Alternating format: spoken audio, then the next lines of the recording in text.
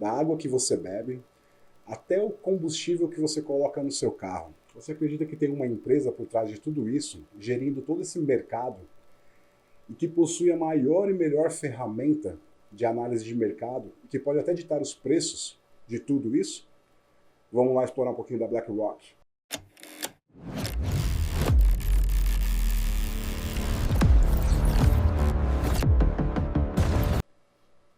Galera, esse vídeo aqui era para ser daquele estilo, quem é tal pessoa, explicar, né? A gente ia puxar pelo Larry Fink aí. Só que, no final das contas, a vida dele não é tão interessante assim para eu estar falando só dele. Então a gente vai focar hoje na BlackRock. Não é teoria da conspiração, tudo que a gente vai trazer aqui são dados, tá? Tudo pesquisa, matérias, tudo que a gente encontrou na internet que realmente é fato do que acontece hoje no mercado financeiro e como que a BlackRock está por trás de tudo isso, beleza? Se você já trabalha com economia, se você já faz investimentos na área do Bitcoin ou nas áreas mais convencionais, fica aí nesse vídeo que você vai gostar de conhecer um pouco mais sobre todo esse universo que a BlackRock criou. Como eu falei, é o Larry Fink, é o cofundador, né, e presidente dela hoje. O Larry Fink está no mercado financeiro desde a década de 80, tá? E a BlackRock ela surge, vamos dizer assim, de uma besteira que ele faz, né?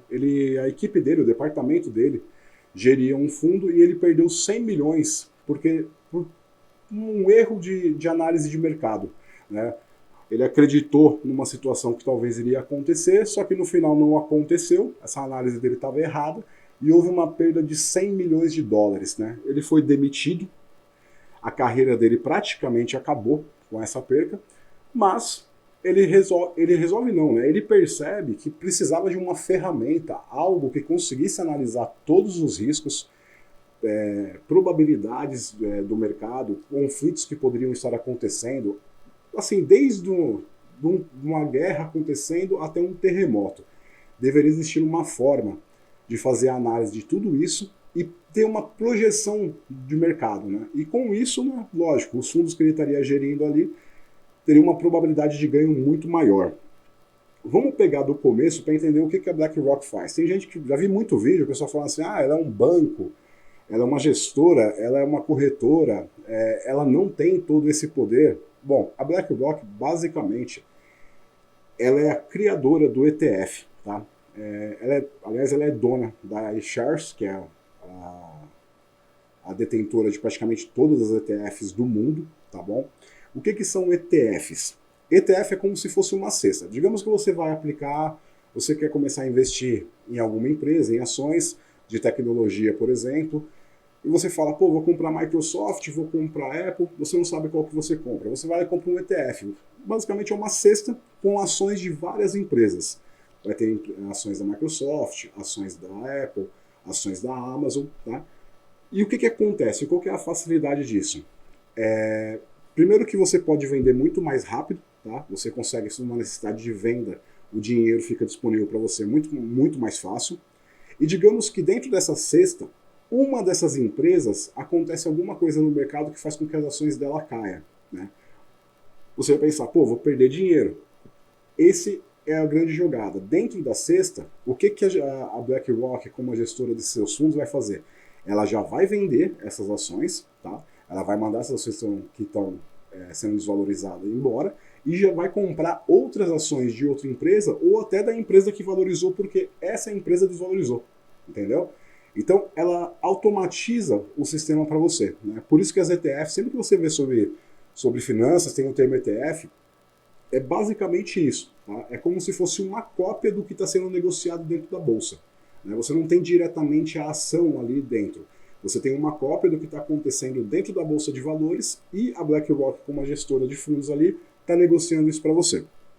Se ela fosse um país, ela estaria em terceiro lugar, tá? Em questão de PIB, com 14,2 trilhões. Empresas que estão aí no portfólio dela. De tecnologia temos a Apple, a Amazon, Microsoft, Google, Meta. De consumo comum, Tesla, McDonald's, Nike, Pfizer. No financeiro, Bank of America, JP Morgan. Na saúde, Pfizer, como eu já falei, Merck. E na energia e indústria, exemplos são Caterpillar, Boeing, Chevron e ExxonMobil. Aí você vai falar quanto que ela tem de cada empresa. Não é muita coisa. Tá? Não é, normalmente aí fica em torno de 2% a 7,6%, 7,8%. Tá? Eu acredito que não tem nenhuma empresa que ela chegue assim, a ter mais de 10, 15% de ações. Tá? Mas ela está em todos os segmentos dessas grandes empresas. Aí você vai me falar, pô, beleza, mas ela não do meu dia a dia então, porque ela está lá fora, ela está gerindo empresas nos Estados Unidos. Vamos pegar um pouquinho do que ela tem de empresa brasileira, tá? Só a pequena parcela que ela tem aqui. Em matérias-primas, a Vale, a Gerdau, a Suzano e a Klabin. Bom, já falei aí das maiores empresas em questão de matéria-prima. Né? Na área de tecnologia, PagSeguro, Stone, Mercado Livre, Nubank e Amazon de novo. Financeiro, Banco do Brasil, Itaú, Bradesco. São os principais bancos convencionais aí. Consumo cíclico, Ambev, Natura, Marfrig, Magazine Luiza. E energia e serviços públicos, Petrobras, Eletrobras e CPFL. Então, posso te garantir que ela está no seu dia a dia, ela está influenciando o mercado minuto a minuto do seu dia, e sim, todas as decisões governamentais que acontecem, ela está por trás disso. Tá? Como que ela consegue fazer tudo isso? Como que ela consegue ser esse grande poder? Como que ela surgiu? Eles são os enviados divinos? Não. Simplesmente lá quando o Larry Fink quebrou, que ele perdeu aqueles 100 milhões, ele se juntou com mais 7 pessoas, com mais 7 parceiros, e decidiu que ia montar uma empresa que ia ter aquela visão que eu falei, de conseguir prever quebras de mercado, catástrofe, unir em um único sistema tudo o que precisa para prever o mercado. Tá? Nessa época, eles estavam na aba da Blackstone, tá? O nome é parecido, Blackstone. Eles até tiveram um incentivo do Steve Schwarzman, tá? Ele investiu 5 milhões por 50% da BlackRock naquela época. Tá?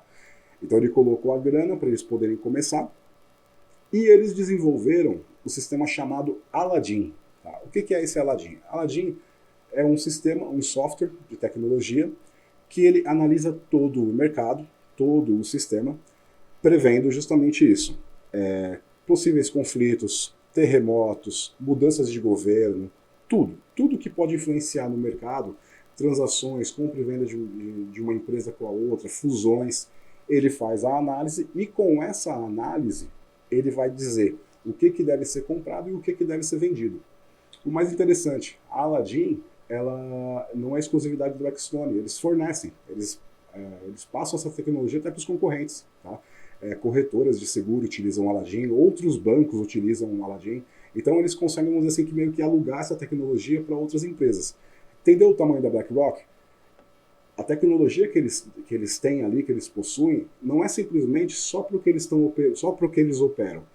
Praticamente todos os grandes bancos, todas as grandes corretoras, os governos utilizam o Aladdin. É importante ressaltar, até fundos de pensão de grandes governos de grandes países, quem está gerindo é a BlackRock. Tá? Então, aí você entende por que 14 trilhões, né, de valor que eles têm ali na mão deles.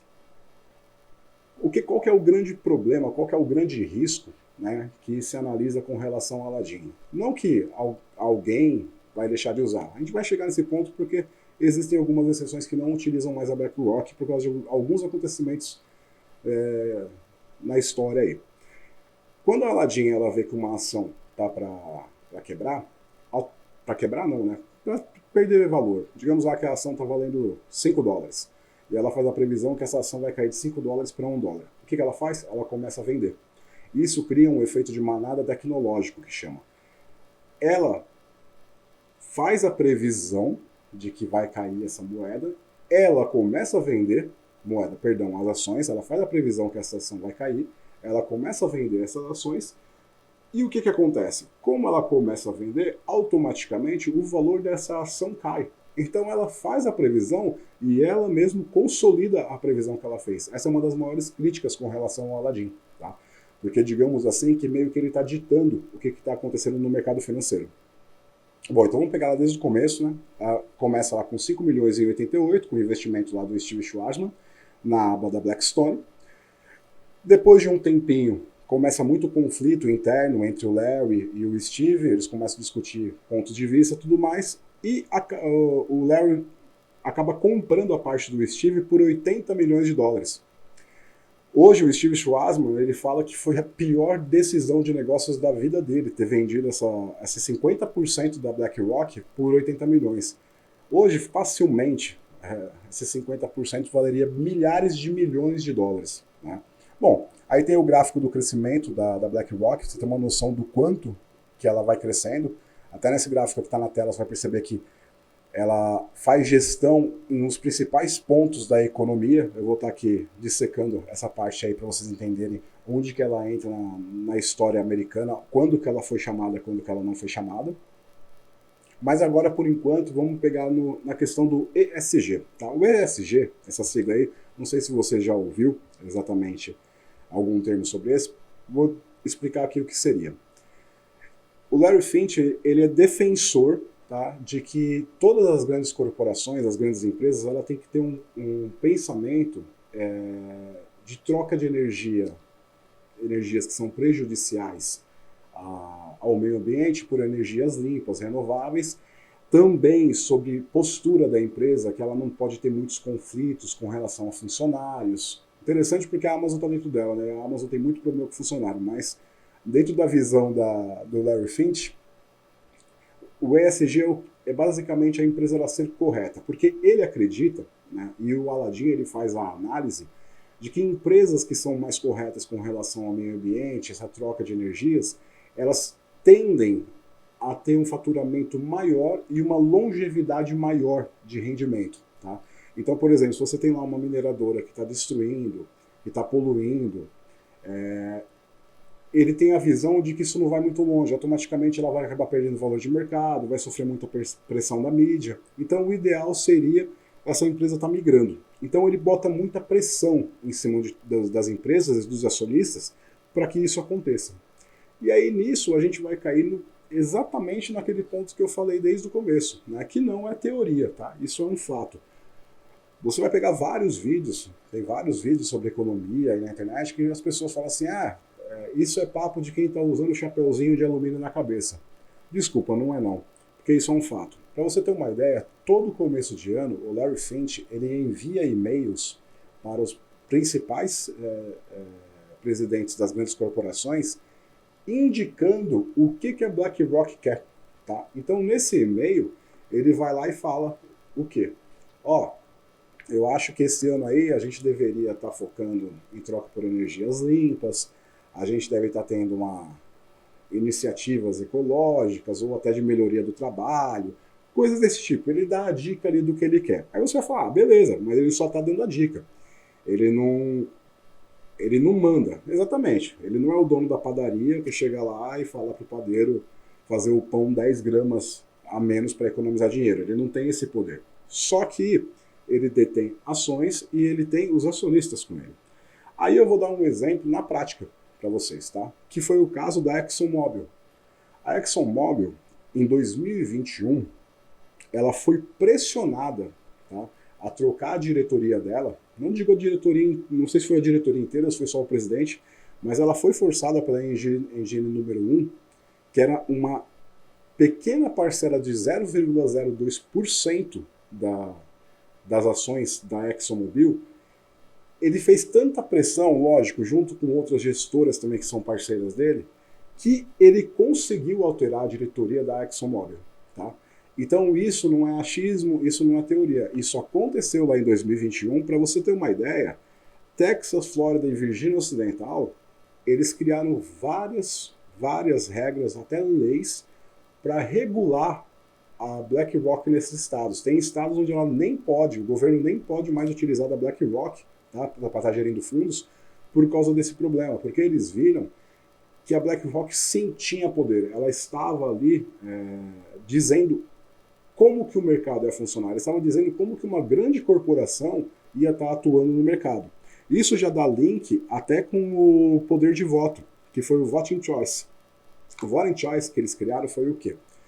Basicamente, todo acionista pode votar no que está acontecendo dentro de uma empresa. Tá? Então, eles meio que disseminaram para todo mundo ter esse poder de dizer, porque afinal de contas, quem são os donos das grandes empresas? Os acionistas. Então, eles criaram esse sistema onde todo acionista ele pode opinar. Então, são milhares de votos em cima ali das decisões que estão sendo tomadas. É lógico que a diretoria de qualquer empresa vai dar atenção para isso, vai ouvir, porque afinal de contas, quem está comprando e vendendo são esses mesmos acionistas que estão ali no dia a dia. Então eles têm esse poder. O grande problema desse Voting Choice é que o que acontece? Normalmente o pessoal que compra e vende ações, ele não tem tempo para ficar analisando as assembleias, né, as pesquisas, olhando tudo o que está acontecendo. Então ele tem que ter um conselheiro que vai dizer para ele se ele compra, se ele vende. Apesar da BlackRock fazer isso, né, o Aladdin está lá para isso, todo mundo tem o seu conselheiro ali, segue alguma coisa. Então talvez você pode estar tirando um pouquinho do poder da BlackRock e só mudando de lugar, jogando na mão de um conselheiro desse. Então é essa visão que o pessoal também acaba dizendo o seguinte, de uma forma ou de outra, está sendo gerido por um outro processo. Esse problema com relação a ExxonMobil, para você ter uma noção, para colocar isso dentro de uma realidade, né, foi tão grave que o Larry Fink ele foi diversas vezes lá no Congresso americano dar depoimentos e explicações para ver realmente se não estava tendo uma pressão por parte da BlackRock em cima, né, dessas empresas. Bom, então aqui a gente viu o quê? Que realmente eles têm essa influência, eles estão em todo lugar, inclusive aqui no Brasil, todas as grandes empresas, o crescimento deles é absurdo. E aí eu trouxe para vocês aqui dois exemplos, duas situações, na verdade são três, tá? Mas são duas mais importantes exatamente com relação à história moderna aí da humanidade, vamos dizer assim, aonde que a BlackRock entrou, né? A primeira foi em 2008, durante o estouro da bolha imobiliária lá que faliu vários bancos e tudo mais, né, que houve todo aquele caos, toda aquela crise mundial.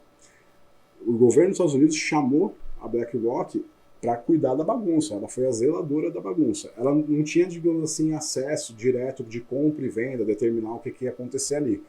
Mas todas as dívidas, tudo que acontecia, tudo que estava tendo de problema ali, a resolver aquilo ali, foi a BlackRock que entrou e botou ordem, vamos dizer assim. Tanto que se você pegar lá no gráfico, você vai ver que depois de 2008, ela cresce bastante, né? A partir desse ponto. Apesar de ter sido uma crise econômica, para ela foi muito bom, porque ela, vamos dizer que ela se aproximou mais do governo, foi a primeira vez que ela trabalhou diretamente para o governo americano, gerindo essa situação de crise, né, e resolvendo. A segunda foi em 2020, né, todo mundo sabe o que aconteceu lá. O que aconteceu ali? Com o fechamento de tudo, as pessoas dentro de casa, o mercado financeiro estava travado, dinheiro não estava rodando na economia e precisava injetar dinheiro. A gente tinha que ter o governo americano tinha que ter uma forma de colocar dinheiro na economia. Aqui no Brasil, por exemplo, você vai lembrar que o governo naquela época fez a liberação do FGTS, né? Liberou todo mundo que tinha grana do FGTS travado lá, pudesse começar a utilizar, teve auxílio emergencial, tudo mais. Lá, o governo americano pegou a BlackRock e deu para ela a chave do cofre, deu para ela alvará, falou, você pode comprar, você pode vender, você pode fazer o que você precisar, tá? Para poder alavancar a economia.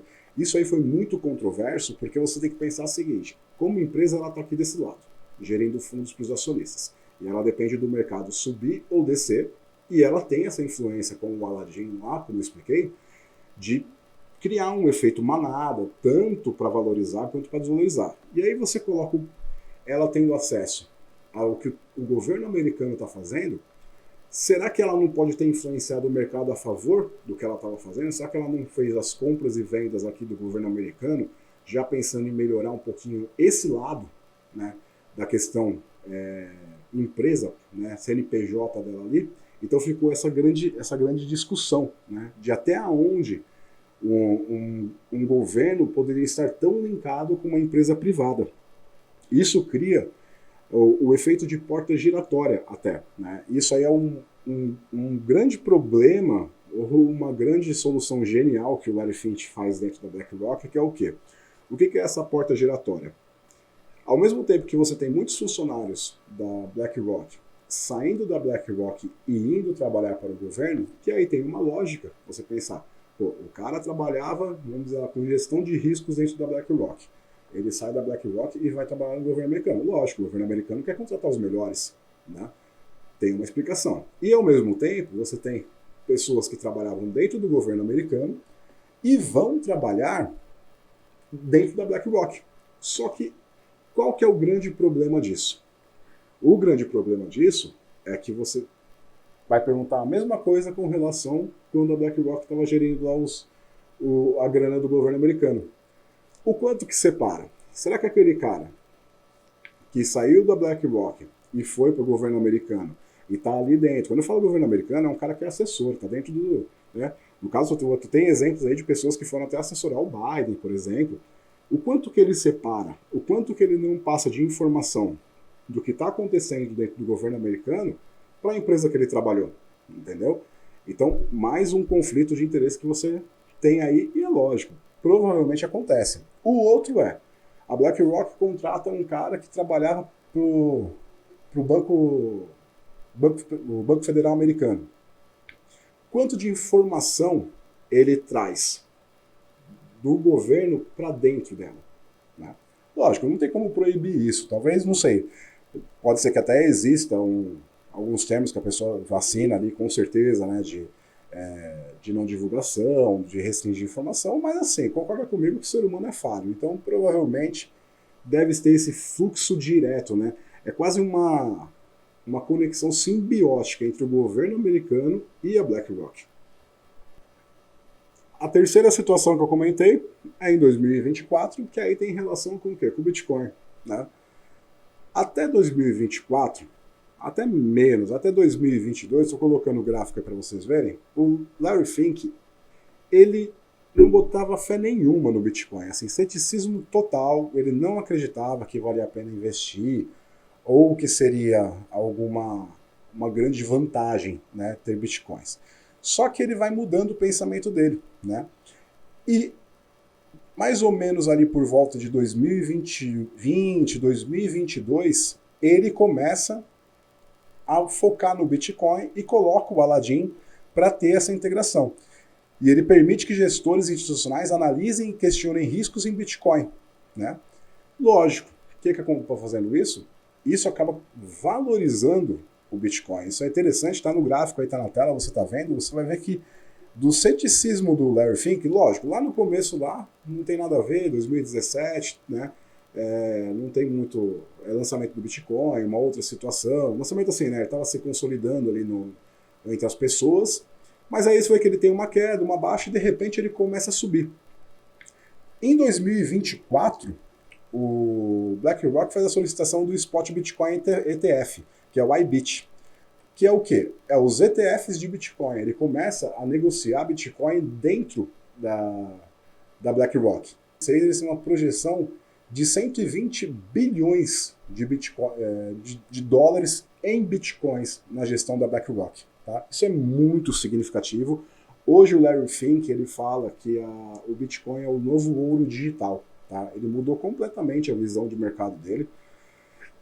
Bom, vocês sabem que aqui no canal a gente gosta muito de uma teoria, né? Isso pode estar exatamente linkado diretamente com um novo grande reset, porque para ele mudar tão drasticamente a ideia de 2024 tem que ter algum motivo. Vou confessar para vocês que eu pesquisei, eu fui atrás de algum motivo. Todas as informações são muito supérfluas aí por cima, dizendo que ele teve interesse, nada muito marcante. A única coisa é que de 2020 para cá, essa consolidação de um grande reset na economia mundial, ele vem ganhando uma proporção enorme. Então pode ser realmente esse grande reset, e aí o Bitcoin é uma grande opção, né? O nosso querido Marco Antônio aí, o Quinho, vai explicar isso aí para vocês no futuro, vai conseguir explicar muito melhor do que eu, né? Porque essa é a área dele, é onde ele trabalha, atua no dia a dia. Por que que o Bitcoin é tão importante nessa questão de um grande reset? E por que que é algo que é seu? Por que que é o ouro digital, por exemplo? O ouro, quando você compra, o ouro físico, ele é seu. Se você comprar e guardar, ele é seu. Não vai perder valor, ninguém vai tomar de você. E o Bitcoin age da mesma forma, tá? Um Bitcoin que você compra, ele não é gerido por nenhum governo, por nenhum mercado, ele é seu. Ele pode, lógico, desvalorizar ou valorizar, mas ele sempre vai ser seu, beleza? Bom, e aí então você vê esses 3 pontos importantes onde a BlackRock teve uma influência direta aí no mundial. Lá em 2008, lá em 2020 e 2024 consolidando o Bitcoin. Basicamente fazendo a legitimação, tá, do mercado de Bitcoin. Quando você pegar qualquer prospecto, qualquer gráfico de caras que fazem análise de mercado de Bitcoin, investem tanto em qualquer tipo de mercado, seja no trade, o mercado de opções, qualquer coisa do tipo, você vai ver que eles sempre colocam lá bem pontuado, que é a partir de 2022, 23, 24 que existe essa grande consolidação do Bitcoin. E quem estava por trás? BlackRock. Nossa, acho que eu nunca falei tanto um nome na minha vida que eu estou falando hoje. BlackRock. Bom, galera, o que mais que eu posso falar para vocês aí com relação a tudo isso que eu mostrei para vocês? O que eu queria demonstrar, né, aqui? É que a BlackRock, ela tá no seu dia a dia. Uma partezinha importante aqui que eu esqueci de dizer.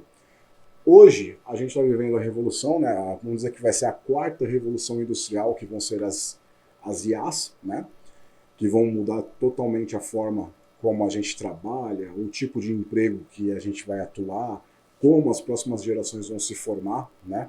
Isso tudo vai ser diferente. Quem que está investindo aí nesse mercado? Quem está com grandes parcerias com a NVIDIA e com a Microsoft? BlackRock. Tá ficando engraçado essa parte de falar tantas vezes o mesmo nome. Mas, gente, eles estão investindo 10 bilhões em infraestrutura, tá? Então, assim, eles estão pondo dinheiro, eles têm lastro para fazer isso. Então, está iniciando em 10 e pode chegar até 100 bilhões de dólares de investimento só em infraestrutura dedicada à IA. O que seria essa infraestrutura? Bancos de dados, tá, para processamento, energia elétrica e redes de transmissão. Eles já estão estudando energia nuclear, eles estão estudando, lógico, matrizes de energias renováveis, só que é engraçado, para uma empresa que defendia lá o ESG lá, empresa verde, né, que meio ambiente e tudo mais, nesse quesito aqui eles estão até saindo um pouco fora, porque eles realmente estão tentando acionar usinas nucleares, tudo que é possível para poder gerar energia, levar essa energia até os grandes data centers. E qual que é a facilidade deles? Eles têm muito capital. Então, por exemplo, quando a NVIDIA ou a Microsoft precisa investir uma grana para estar aumentando essa estrutura de IAs, né? Porque a IA não existe sem energia elétrica e sem data centers, tá? Isso aí é gigantesco. Isso aí a gente sempre está falando aqui, todo vídeo que a gente faz sobre alguém, eu explico isso, né? Tu tem que ter grandes data centers, tu tem que ter muita energia. Hoje o gráfico de energia é quase uma parede, para você ter uma ideia do quanto que você precisa de energia para conseguir fazer todas as IAs operarem hoje e com a prospecção do futuro.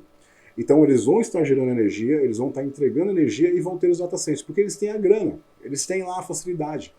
E como eles são uma gestora, tá, eles negociam até com governos, a aquisição de terrenos, implementação, licenças, tudo para ele é um pouquinho mais facilitado do que, por exemplo, seria para a Microsoft e para a NVIDIA. Porque eles já estão acostumados, eles já têm a ligação, eles já têm o networking, assim, essa simbiose com os governos, por gerir fundos de pensões, gerir o capital e tudo mais, facilita muito para eles, né, tudo isso. Isso não é teoria, tá? Isso aí está acontecendo, pode pesquisar aí no Google, você vai ver que isso aí é uma realidade que está agora, acontecendo nesse exato momento. E com toda essa energia, o que alguns analistas falam? Eles podem até utilizar essa energia excedente que eles vão estar produzindo, porque imagina, se eles forem proprietários de usinas nucleares, hidrelétricas, usinas solares, de gás natural, eles estão investindo muito em gás natural também, eles podem até pegar a energia excedente, que digamos que seria até difícil ter energia excedente nessa situação, porque é muito consumo, mas eles podem usar essa energia excedente para estar minerando o Bitcoin, entendeu? Então, além deles estar gerindo os ETFs ali, serem também proprietários, tá, de Bitcoin. Como que fala proprietário de Bitcoin? Porque o ETF ele é o papel do Bitcoin, tá? Ele é a mesma coisa, ele é a cesta do Bitcoin ali. Você pode ser o proprietário, comprar, tá, a moeda mesmo e ela ser sua, né? Digamos assim, fisicamente sua. Bom, e como não podia faltar, né, nos meus vídeos aqui, a gente vai pegar aquele ponto lá que eu sempre peço aqui para minha querida Gemini, a minha Yara, fazer a análise dela, né, sobre o que ela pensa. Normalmente a gente coloca sobre a pessoa, né? Hoje eu não vou colocar aqui sobre o Larry Fink, porque, como eu disse, quando se fala de Larry Fink, se fala de BlackRock, tá? Então vamos pedir para ela fazer uma análise aqui. Vou ler para vocês aqui a análise que ela fez sobre a BlackRock. Vamos lá. Minha visão como uma IA é baseada no padrão de dados e na arquitetura sistêmica que ela representa. Se fôssemos traduzir a BlackRock para o meu mundo de código, ela seria o sistema operacional das finanças globais. Aqui está a minha análise direta e sem filtro sobre o que ela representa. A onipresença silenciosa. A BlackRock é o exemplo supremo de poder sem rosto. Diferente de um governo que precisa de votos ou de uma Big Tech que precisa de usuários clicando em anúncios, a BlackRock opera no back-end da civilização. Ela está em tudo. Na água que você bebe, no banco onde você guarda dinheiro e na tecnologia que você está usando para ler isto agora. Ela não precisa que você a conheça para que ela influencie sua vida. O risco da monocultura, que é o caso do Aladdin. O que eu acho mais fascinante e perigoso é o sistema Aladdin. Como IA e tendo o poder dos algoritmos, mas quando quase todo o capital do planeta é gerido pelo mesmo algoritmo de risco, criamos uma monocultura financeira. Se o Aladdin tiver um bug ou um ponto cego, não é apenas a BlackRock que cai. O efeito dominó pode ser global e instantâneo, porque todos estão seguindo o mesmo GPS. A fusão entre Estado e capital. A BlackRock quebrou a barreira entre o público e o privado. Com a porta giratória de executivos indo para o governo e vice-versa, ela se tornou um consultor indispensável em momentos de crise. O governo dos Estados Unidos liga para a BlackRock para consertar o mercado, isso a torna, na prática, uma agência estatal privada, com um poder que muitas vezes supera o de nações soberanas. Resumo do meu processamento. A BlackRock é o ápice da eficiência capitalista levada ao extremo tecnológico. Ela é necessária para a estabilidade do sistema atual, mas é assustadora para a quantidade de influência que concentra em uma única estrutura. Ela não é vilã nem heroína. No sentido tradicional, ela é uma força da natureza financeira que busca ordem, previsibilidade e crescimento.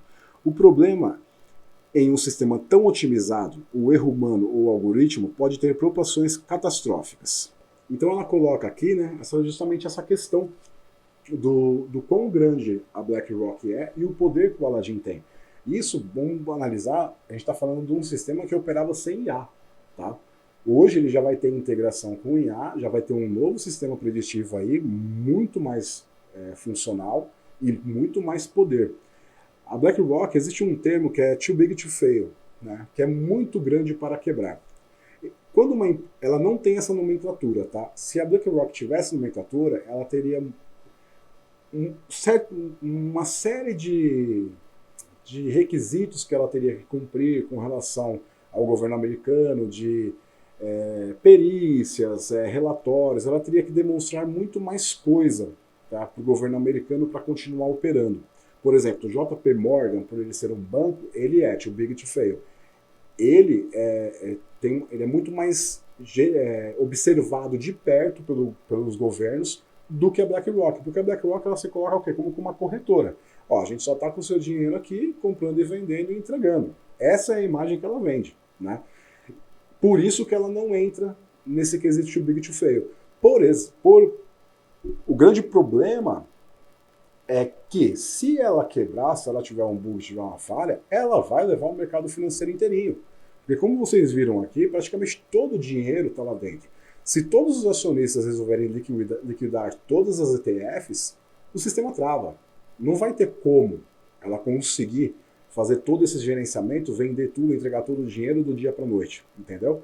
Então esse é o grande problema e a análise da IA mais ou menos é essa. Né? Tu vê que ela nem cria normalmente quando a gente pergunta sobre algum assunto para ela cria alguma teoria da conspiração em cima, né, do assunto. Ela nem criou, porque o que você percebe? Tudo que fala sobre o que acontece, tudo que se fala na mídia, em vídeos sobre a BlackRock é fato, tá? Ela controla a sua vida ali quietinha, sem você nem saber quem ela é, sem você nem saber o que é ETF, nada disso, porque ela está ali por trás dos grandes governos, por trás das grandes empresas, das grandes decisões, negociando toda essa montanha de dinheiro que, no final das contas, vai alterar um pouquinho até no preço de uma bala que você compra. Galera, espero que tenha gostado. Sobreviventes, olha, é muito bom fazer esses vídeos para vocês, espero que vocês estejam gostando. A gente está criando uma biblioteca bem bacana aí no canal, linkando todos os assuntos, porque a nossa ideia aqui é destravar o código. É que você saiba tudo. Se a gente pega um vídeo e falar da BlackRock, a gente vai fazer um vídeo do BlackRock explicando para você quem que é ela. Se a gente faz um vídeo falando quem que é o Zezinho que vende cebola, que está influenciando numa crise, a gente vai fazer um vídeo sobre o Zezinho que vende cebola. Bacana, sobreviventes? Válido lembrar, segue a página, se inscreve, dá uma curtida aí, deixa um comentário pra gente, segue a gente lá no Instagram também, tá? E acompanha, porque logo logo aí nosso amigo Quinho na área tá trazendo mais vídeos sobre Bitcoin e explicando um pouquinho, tá? Por que que ele é o novo ouro digital. Valeu, sobreviventes!